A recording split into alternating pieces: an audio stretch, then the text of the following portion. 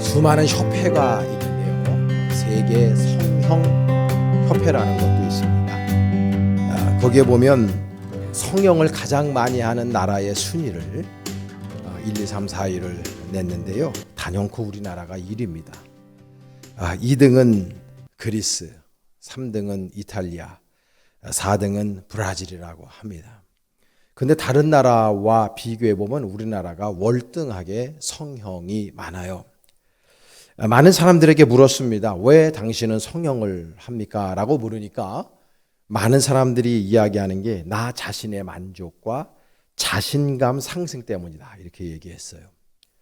좋은 이야기입니다. 내가 이렇게 성형을 함으로 말미암아 내 마음이 기뻐지고 나 자신에 대한 만족감이 높아지면 상당히 좋은 것입니다. 그런데 제가 이 성형에 관해서 이야기를 하면서 이 말씀을 드리면서 드는 생각이 뭐냐 하면 우리들의 마음, 우리들의 영혼 이것을 좀 더 예쁘게 꾸몄으면 어떨까 하는 그런 생각을 하게 됩니다. 자화상이 좋아져야 된다는 거죠. 자화상이. 미국의 심리학자인 데이비드 시멘스라고 하는 사람이 있는데 이 사람이 그런 말을 했어요. 사탄이 인간을 유혹할 때 쓰는 치명적인 방법이 뭐냐면 물질과 환경이 아니라 지극히 심리적인 것이다. 그렇게 말을 했습니다. 그 사탄 마귀는 항상 우리에게 너가 뭐라고, 너 같은 게 뭐라고, 그러면서 나 자신의 무능함을 자꾸 드러내요. 나는 아무것도 할 수 없어. 나는 모자란 인간이야. 내가 뭐라고 이런 이야기를 하게 만든다는 거예요. 그래서 우리들의 마음 안에 평화가 임하지 못하게 하고 우리의 마음을 괴롭히고 우리의 마음을 아프게 하고 그래서 우리 마음 안에 평안과 기쁨과 감사가 사라지게 하고 오히려 남을 미워하게 하고 시기하게 하고 질투하게 만드는 데 프로다라고 하는 것을 알 수가 있는 거예요. 여러분 안에 진정한 마음의 평안이 있는가? 오늘 이 말씀을 들으면서 여러분 안에 한번 깊이 있게 생각하는 시간이 되었으면 좋겠습니다. 하나님 아버지께서는 우리의 마음과 우리의 육신이 평안하기를 원하시는 분이라는 걸 여러분들이 기억하실 수 있기를 바랍니다. 예전에 제가 어렸을 적에 성 프란체스코 성인이 남긴 평화의 기도라고 하는 시가 있습니다. 이거 우리가 찬양으로도 만들어 불렀는데요. 프란체스코 성인은 이렇게 노래했습니다. 오 주여, 나로 하여금 당신의 평화의 도구가 되게 하소서. 미움이 있는 곳에 사랑을, 범죄가 있는 곳에 용서를, 분쟁이 있는 곳에 화해를, 잘못이 있는 곳에 진리를, 의심이 있는 곳에 믿음을, 절망이 있는 곳에 희망을, 어둠이 있는 곳에 광명을, 슬픔이 있는 곳에 기쁨을 심게 하소서. 오 하나님이시여, 위로받기보다는 위로하게 하시고 이해받기보다는 이해하게 하시고 사랑받기보다는 사랑하게 하소서. 주는 가운데 받고 용서하는 가운데 용서받고 죽는 가운데서 영생을 얻기 때문입니다. 이렇게 얘기하고 있어요. 평화의 도구가 되게 하소서. 참 좋은 말씀입니다. 지금 우리가 사는 시대를 바라보면 평화가 없는 시대입니다. 샬롬이 사라진 시대입니다. 한국 사람들이 이데올로기로 반쪽이 나눠져 있어요. 남과 북이 갈라져 있는 것도 모자라서 이념 논쟁 한복판에 우리가 있고 그뿐만 아니라 이 코로나 팬데믹으로 인해서 사람들의 삶이 두려움 가운데 평화를 잃어버린 삶을 살아가고 있음에 너무나 안타깝습니다. 오늘 본문에도 보면 이스라엘 백성들이 바벨론의 포로로 잡혀간 상황입니다. 포로로 잡혀가서 그발 강가에 이들은 모여서 기도합니다. 때로는 찬양도 합니다. 그러면서도 자괴감에 이들이 힘들어합니다. 어떻게 야훼 하나님, 우리가 믿는 하나님 아버지께서 바벨론에 믿는 마르독 신에게 질 수 있느냐? 우리가 어떻게 망할 수 있단 말인가? 우리가 늘 섬겼던 이 예루살렘 성전이 어떻게 완벽하게 파괴될 수 있단 말인가? 이들은 이해할 수가 없었습니다. 어마어마한 신앙의 자괴감 속에 혼란 가운데 이들이 있었습니다. 그러면서 이들은 포로 가운데에 노예 생활을 하고 있었습니다. 벽돌을 구웠습니다. 밭일과 농일을 했습니다. 수로를 놓는 일들을 했습니다. 그네들의 신전인 지구라트를 놓는 그런 어마어마한 사역들을 이들은 힘들게 감당하고 있었습니다. 그럴 때에 하나님 아버지께서는 이사야 선지자를 통해 포로로 잡혀있는 이스라엘 백성들을 위로하기 시작하셨습니다. 오늘 우리가 읽으신 말씀은 그 한 토막을 우리가 읽어 내려갑니다.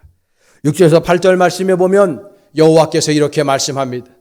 여호와께서 너를 부르시되 마치 버림을 받아 마음에 근심하는 아내 곧 어릴 때의 아내가 되었다가 버림을 받은 자에게 함과 같이 하실 것임이라. 내 하나님께서 말씀하셨느니라. 내가 잠시 너를 버렸으나 큰 긍휼로 너를 모을 것이요 내가 넘치는 진노로 내 얼굴을 내게서 잠시 가렸으나 영원한 자비로 너를 긍휼히 여기리라. 내 구속자 여호와께서 말씀하셨느니라. 할렐루야. 영어 성경에 보면 긍휼, deep compassion이란 말이 눈에 들어옵니다. 또 하나의 말씀은 영원한 자비, everlasting kindness라고 하는 말이 눈에 들어옵니다. 우리 여호와 하나님 아버지께서 힘들어하고 버거워하고 불안해하고 초제하고 육체적인 노동 가운데서 쉼이 없는 이스라엘 백성들을 향해서 말씀합니다. 내가 너희들에게 깊이 있는 연민의 정을 느낀다. 내가 너희들에게 깊이 있는 긍휼을 베풀 것이다. 내가 너희들에게 영원한 친절을 베풀 것이다. 내가 영원히 너희들과 함께 할 것이라고 이스라엘 백성들을 위로하고 있는 이 말씀을 우리가 귀담아 들어야 합니다. 지금도 어쩌면 우리는 물질의 노예 속에 살아가고 있습니다. 명예와 권력과 쾌락의 노예 속에 살아가고 있습니다. 안정적인 삶이라고 하는 나 자신의 주가를 높이 올려서 스펙을 쌓아서 이 세상에서 성공하려고 하는 성공주의의 노예 속에 우리가 살아가고 있습니다. 그래서 우리 마음 안에 샬롬이 없습니다. 우리 마음 안에 진정한 평안이 없습니다. 늘 불안합니다. 경쟁 사회에 내몰려서 우리들이 이렇게 버거운 삶을 살아가고 있습니다. 그래서 우리 마음 안에 진정한 삶의 평화가 없지요. 여러분 마음 안에는 주님께서 주시는 평안이 있으신지요? 저는 이 말씀을 묵상하다가 이런 생각해 봤어요. 우리 교회에는 진정한 평화가 이루어져 있나? 내 마음속과 우리 교우들 안에 하나님으로부터 오는 진정한 평안과 기쁨이 있는가?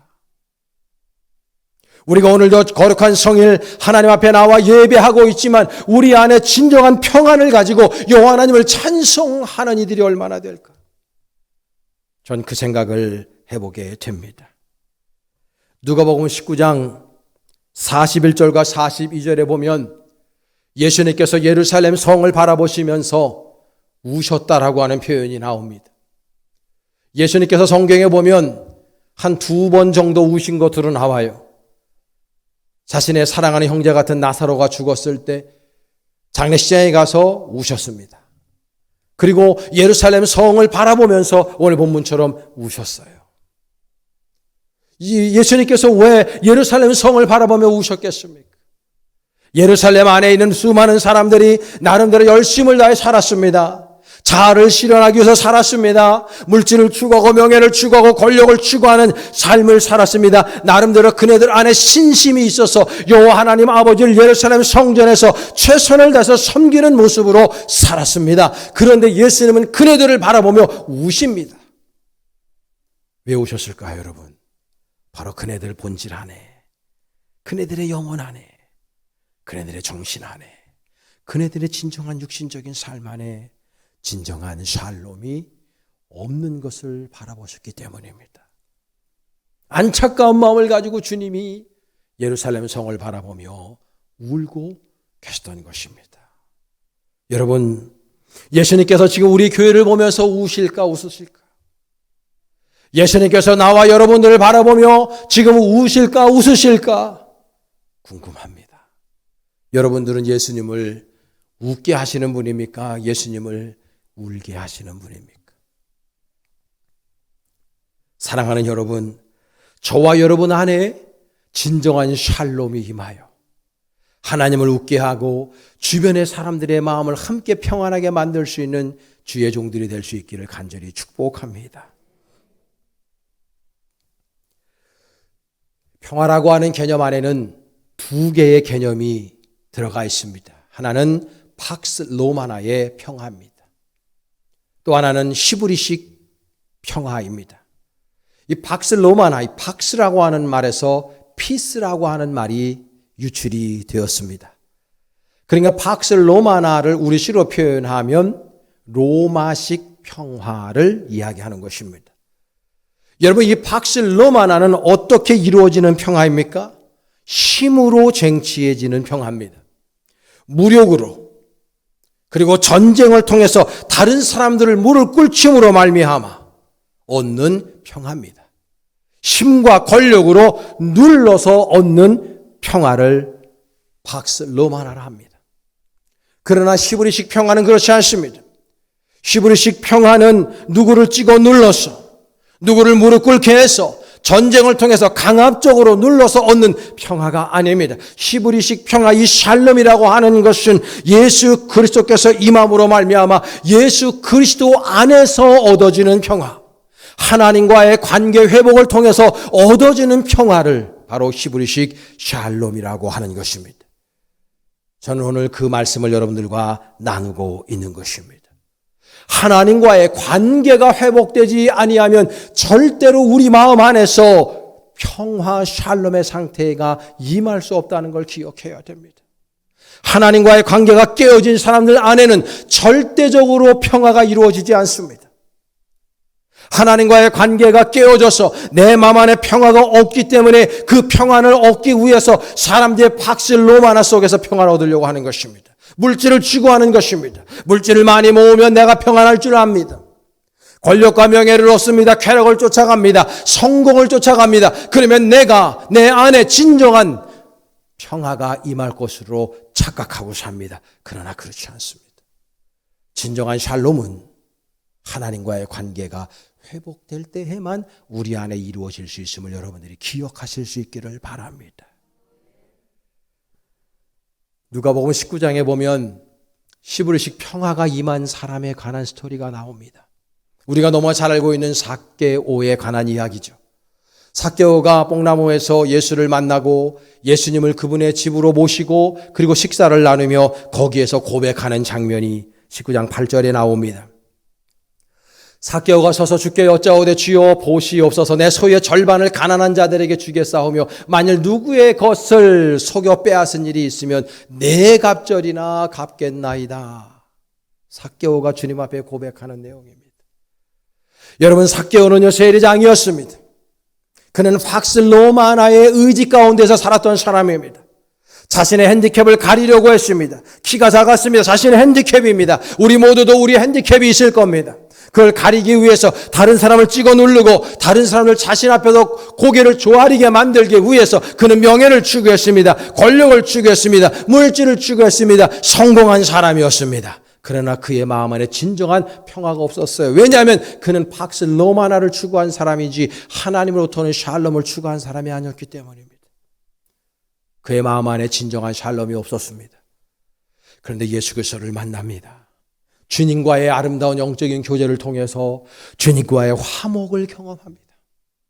예수님으로부터 오는 그 평안을 그의 마음 안에 심습니다. 그리고 나니까 팍스 로마나 안에 있었던 자기가 쌓아 올렸던 물질의 성, 자기가 쌓아 올렸던 권력의 성, 자기가 쌓아 올렸던 그 모든 안정적인 삶의 성을 다 주님 앞에 무너뜨리고 예수 그리스도를 바라보며 고백하고 있는 것입니다. 사랑하는 여러분, 여러분들에게도 이런 역사가 있기를 간절히 축복합니다. 내면의 변화, 내 안에 진정한 영혼의 평안, 예수 그리스도와의 깊이 있는 인격적인 교제를 통해서 내 마음 안에 진정한 샬롬이 임하고 그 샬롬이 임한 상태로 다른 사람들에게도 샬롬이 임하게 만들 수 있는 아름다운 주님의 종들이 될 수 있기를 소원합니다. 목회를 하면서 저도 살아가다 보면 제 안에 팍스 로마나, 의지, 욕구, 욕심이 생기는 걸 봅니다. 제 안에 유명한 목사가 되고 싶다. 제 안에 교회를 더 크게 키우고 싶다. 그래도 되게 유명한 목사가 돼서 모든 사람들이 칭송하고 모든 사람이 저 목사님은 목회를 성공한 사람이라고 그렇게 인정받고 싶다라고 하는 그러한 박슬로마나의 욕구가 제 마음 안에 있음을 고백해요. 그럴 때마다 저는 항상 하나님 앞에 기도하면서 이 자리에 서고 제가 목회를 합니다. 수많은 우리 볼 때 교인들을 상대로 목회하는 것보다 나 자신을 향해 목회해야 된다. 나 한 사람의 목회가, 나 자신에 대한 목회가 수많은 사람들을 향한 목회보다 더 어려운 일이다. 저 스스로를 목회해야 한다는 마음을 늘 가져요. 인간적인 욕심을 내려놓아야 한다. 언제나 겸손히 교회와 교인들을 섬겨야 한다. 절대 내 개인의 명예와 내 개인의 안위와 내 개인의 높아짐을 위해서 목회해서는 아니 된다. 하나님 아버지 앞에 저 스스로를 날마다 내려놓고 있습니다. 여러분 안에는 박슬로마나가 꿈틀거리고 있지는 않습니까? 특별히 아이들을 키우는 부모님들 안에 박슬로마나가 있습니다. 우리 아이들이 잘 되기를 바랍니다. 우리 아이가 만약에 의사가 되기를 원하는 부모가 있으면 너 의사가 되어서 생명을 살리고 세상을 더 아름답게 그렇게 섬기는 아주 귀한 인물이 되어라 이렇게 생각하고 의사 되라고 하는 부모 많지 않을 겁니다. 너 의사 되면 돈 많이 벌 수 있어. 너 의사 되면 다른 사람이 네 앞에 와서 인사받을 수 있어. 너 의사가 되면 높은 자리에 올라갈 수 있어. 모든 사람들이 부러워하는 직업을 갖는 거야. 그러니까 의사 돼야 돼. 대부분의 부모들 마음 안에 박슬로마나가 있습니다. 교만입니다. 그걸 내려놔야 되는데 남자들도 마찬가지입니다. 좀 더 좋은 연봉을 받기를 원합니다. 사업하는 분들은 사업을 성공시켜서 더 큰 집에 살고 더 좋은 세단을 타고 은행의 잔고가 엄청 많이 늘어나서 내 미래를 아름답고 편안하게 준비하는 마음을 가지고 살아갑니다. 박슬로마나입니다. 거기에 예수는 없어요. 그런 삶을 살아가다 보니까 날마다 경쟁 사회 속에 내몰립니다. 나 스스로를 내몰고 있습니다. 세월은 갑니다. 나이가 들어갑니다. 그럼에도 여전히 나는 경쟁 사회 속에서 다른 사람을 끌어내리지 아니하면 안 되는 그런 인생을 살아가고 있으니 내 마음 안에 평안이 임할 리가 없는 것입니다. 박슬로마나는 우리에게 진정한 평안을 줄 수 없습니다. 하나님께서 주시는 샬롬이 임해야 진정 우리 마음 안에 진정한 평안이 이루어질 수 있음을 여러분들이 기억할 수 있기를 바랍니다. 주님이 우리를 바라보시며 왜 우셨습니까? 이 세상에 목회자가 없어서요? 아닙니다.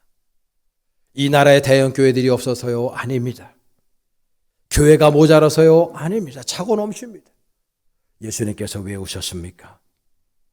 겉으로는 샬롬이지만 진정한 샬롬의 상태를 이루지 못하고 있는 사람들의 모습에 안타까운 마음으로 우시는 겁니다. 하나님 아버지께서 우리 벌떼교와 여러분들을 보며 웃을 수 있기를 간절히 축원합니다. 그렇다면 이 박슬로마나를 우리 마음 안에서 내쫓고 진정한 샬롬이 임하게 하려면 어떻게 해야 될까? 저는 방법은 하나밖에 없다고 생각해요. 그것은 바로 성령으로 충만해야 된다라는 것입니다. 성령으로 충만하다고 하는 그 말씀은 뭐냐면 예수로 충만하라고 하는 말씀입니다. 하나님으로만 충만하다고 하는 말씀입니다. 성령님이면 충분하다고 하는 신앙의 고백을 할 수 있어야 되는 것입니다. 하나님의 성령으로 충만하게 될 때 여러분들의 예배가 달라질 것입니다. 성령으로 충만한 자들이 하는 찬양은 다릅니다. 성령으로 충만한 자들이 하는 섬김과 봉사는 다른 것입니다. 성령으로 충만한 사람들이 예배당 올 때 예배당에 오는 발걸음이 가벼울 것입니다. 성령 충만한 사람들은 영혼 구원합니다. 성령 충만한 사람들은 헌신하며 봉사하며 자기 자신을 내려놓고 자기 자신을 겸손하게 우리 하나님 앞에 드립니다. 항상 기쁨과 소망과 감사가 그의 마음속에서 넘쳐나는 것입니다. 내 마음 안에 기쁨과 소망과 샬롬이 넘쳐나기 때문에 다른 사람들에게 선한 영향력을 끼칠 수밖에 없는 것입니다. 여러분 성령으로 충만하면 불안하지 않습니다. 불안하지 않습니다. 성령으로 충만하게 되면 불만족스럽지 않습니다. 성령으로 충만하면 비바람이 치는 날이나 비가 오는 날이나 눈이 오는 날이나 흐린 날이나 맑은 날이나 아무 상관이 없습니다. 내 안에 예수 그리스도께서 들어와 계시기 때문에 그분과의 아름다운 평화의 관계를 이루었기 때문에 나는 어디에서 무엇을 하든 언제나 나는 주님 안에서 평안을 누리는 삶을 살 수가 있기 때문인 것입니다. 그러면 내 마음 안에 날마다 기쁨이 있죠.